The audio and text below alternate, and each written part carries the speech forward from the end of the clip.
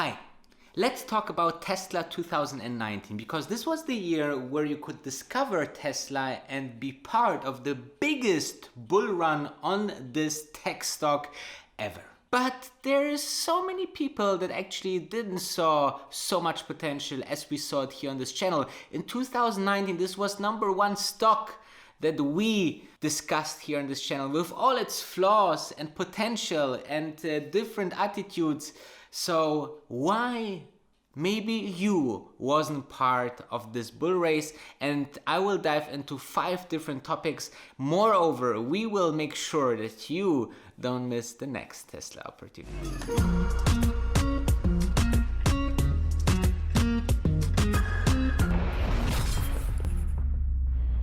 First, let's talk about Elon Musk. The maybe entrepreneur of the year, right? I mean, who else would get such a satisfaction from its investors when you just blow up the stock and make the company very, very successful? And there's a couple of things, okay? So many people don't like his style, right? I think that so many people cannot conform with his style because his style is a little bit, different, direct, open, honest, however you call it, but it's not normal. He is a crazy entrepreneur. He is a fantastic engineer. He is a genius. He is really something that we don't see that often. I would put him in the same league like, for example, Larry Ellison from Oracle or maybe Steve Jobs from Apple.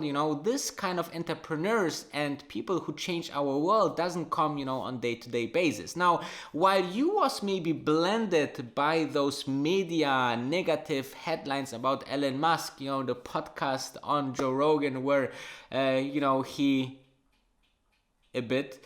But on the other side, if you look through his actions that he actually did for the company, I'm talking about, working 80 to 100 hours per day, okay? With no days off, especially in the ramp up of the Model 3. Then he was also sleeping in the factory because, he is a person that, he would die for those companies. He invested all his last money into both companies, Tesla as well as SpaceX, because he didn't want it over the financial crisis to, leave one to that. So these companies is like babies for them, okay? So if you find this kind of entrepreneurs, it's very, very likely that they will do their very, very best to really make sure that the Tesla stock and Tesla company will be successful. And once you have this entrepreneur, obviously you have to also think about how he can influence all his team around, yeah? So Steve Jobs has a very harsh way to make things happen. And Elon Musk, I think, has so much knowledge and know-how that people respecting him, right? From the software part, from the hardware part. And as you can see, once people have respect from you as your knowledge and your intelligence, people will follow you. And now we have the situation where basically so many engineers worldwide would love to work for Tesla, which is a tremendous thing for the future of the company. And we having all this information present if you look through the noise that is on the market, okay? Don't look through the headlines, the negativity on the market about Elon Musk. Read rather his book, see what he's doing for the company, see how he's speaking about the company. If there is this science about the CEO, an entrepreneur, co-founder, founder, whatever is the next big guy on your next company that you invest in, make sure it's at least someone with that passion and that engagement that Elon Musk has for Tesla. Another big thing that people didn't understand with Tesla was that actually Tesla grew 50% their sales year over year for 5 years straight. And if a company sells a lot of cars and there's new records and the deliveries of cars is improving quarter over quarter or year over year with hundreds of percentage, so they are having like mega sales and everyone wants their product, it's actually hard to really screw up super gain in the stock as well if this is the case. Okay, so also the sales of the cars, the absolute growth of this company was a huge green flag that actually Tesla stock at some point will absolutely break out. All right, so this is things that you can look into companies that if they grow continuously over as longer period as possible, and if the growth actually doesn't slow down, then this is a huge bull sign, and not only for the company and their execution and they have the right product at the right market, but also that the stock is just something that can really benefit from all of this. So I'm super excited to find the next big thing like Tesla that just absolutely sell their products like fresh bread to everybody. It's absolutely insane. If you have this cult of customers that just waiting for this next product to just get it out of the hand of the manufacturer, of the seller, it's absolutely a ridiculous sign that the stock will follow.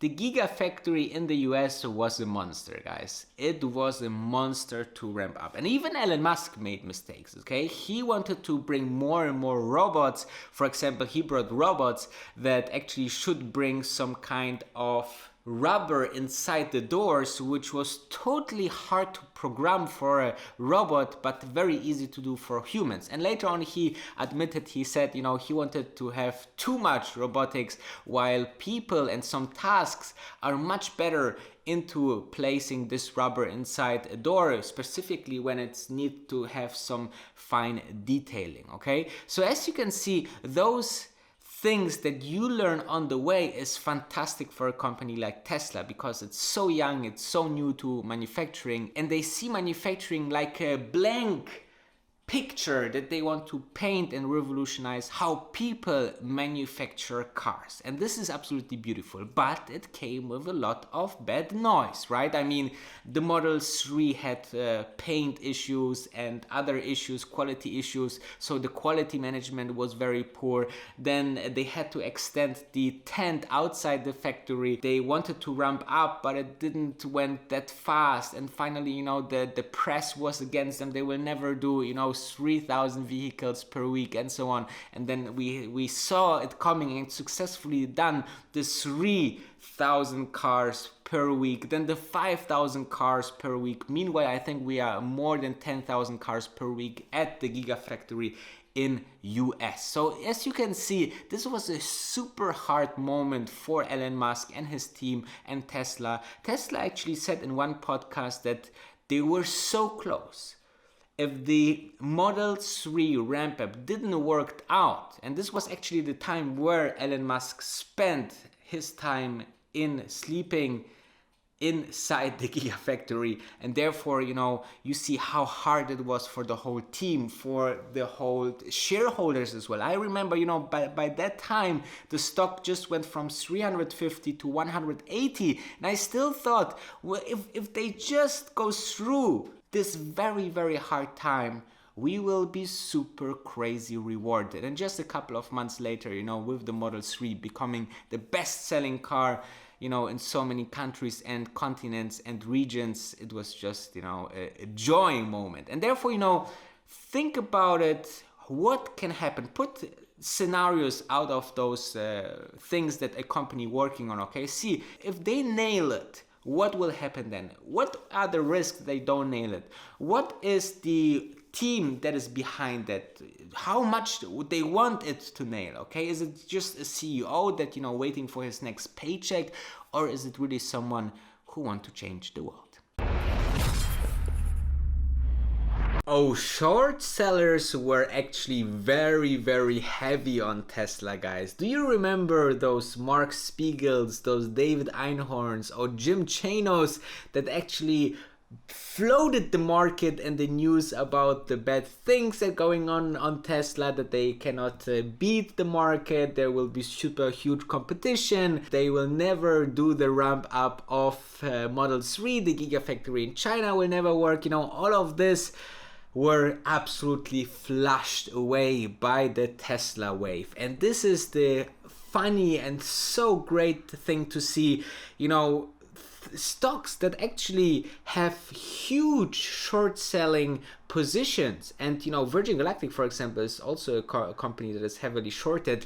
The beauty about that is if they actually succeed, the stock will get a huge run because the short squeeze will happen. So short sellers actually, having all those outstanding shares, need to get those back and purchase shares into the market where the rally is going on, so the rally get even powered more up, and therefore the stock goes into parabolic mode. Okay, and this is actually what happens also with Tesla stock. Many people on Wall Street were listening too much to the short sellers than what's really going on inside the company and how the management and milestones are getting more and more achieved.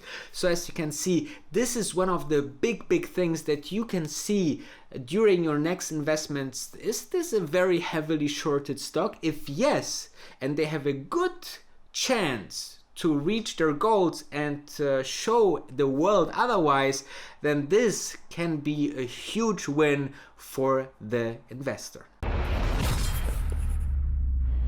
One other reason why you maybe didn't invest in Tesla, and this is maybe something that is one of the most important thing, guys, okay? So Tesla is a very innovative company.